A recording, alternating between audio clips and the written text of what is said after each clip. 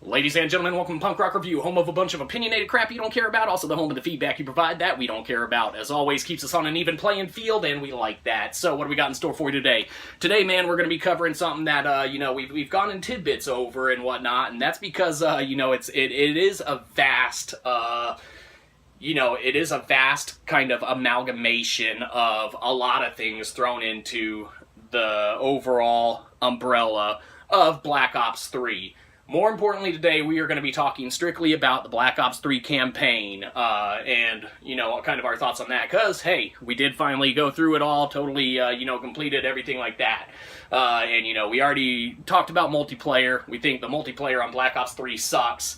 We talked about zombies, it's zombies, but the campaign itself, we finally finished. So, quick little rundown, man. All in all, the gameplay's solid, man. It's Black Ops, it's Call of Duty, all of that, it works. Everything's fine on that spectrum. The story starts off really, really, really good. Starts off really good and goes and climbs some and keeps you into it, and then holy shit, by about, maybe two-thirds, maybe a little before two-thirds into, the campaign itself, it just trails off, man, and gets into, it was already, futuristic kind of sci-fi, but it got into, futuristic sci-fi paranormal, type stuff, and, the story itself was garbage. Found me in, a couple little, later levels being like, come on, when will this end? Talk about, random poltergeists, ghosts spawning in front of you, and, from random aspects and stuff like that. Very, very annoying, very, very horribly done. The storyline itself just got so far-fetched and so out there. It's like the writing switched right about halfway through the game. And I don't know what it is with consistency on games being able to continue a story through, man. This isn't the only campaign or anything to do that.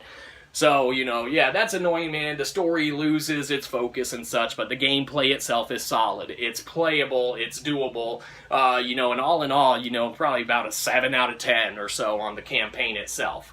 So, with that being said, kind of is what it is on that. What makes the campaign good, though, is that upon completion of it, you maintain every kind of unlocked, upgraded, kind of skill or, weapon or whatever that you had previously acquired through the campaign.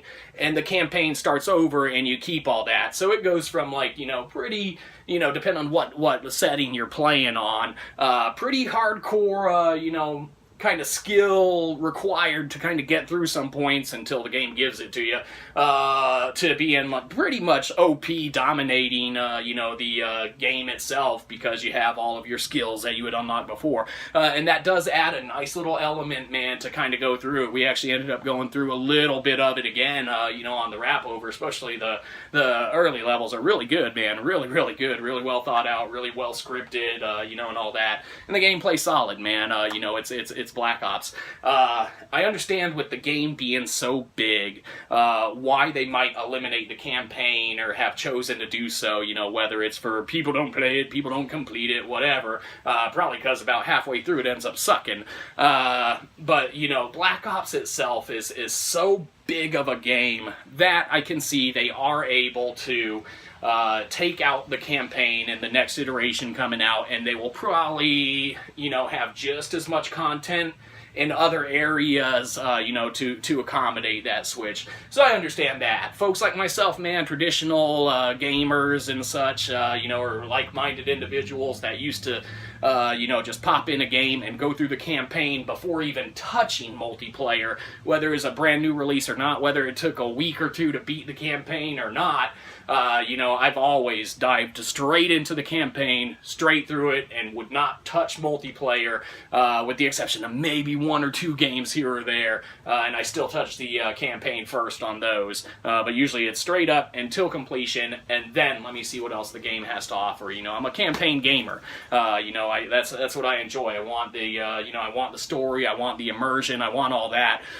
You know, I can go on to any game, man, and hear a bunch of little, you know, squeaky kids, you know, bitching about something or another, you know, end up having to damn mute people, you know, a good chunk of the time just because they're annoying as hell. Kind of like our videos. What, you know, our videos just suck. These kids are annoying. So, you know, kind of is what it is on that. But yeah, Black Ops 3 campaign, man.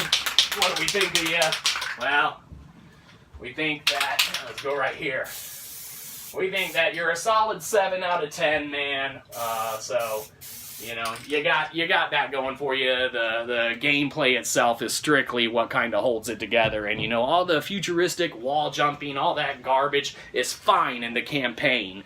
So, you know, it's got that going for it. But all in all, the story really suffers, man, as a lot of games end up doing. Could I do better? Probably not. You know, yeah, mad props to them for putting out a product that, you know, we're allowed to play. And by allowed to play, mean given to us free by PlayStation, because we wouldn't have bought this garbage, you know, before. But, you know, it is what it is. They put out a product, man, for consumers to consume and players to play. You know, that aspect's always great. So that's appreciated. But the campaign, you know, really kind of sucks. So, you know, but it's, you know, it's playable. Have a good one. You probably didn't catch you next time. Probably won't.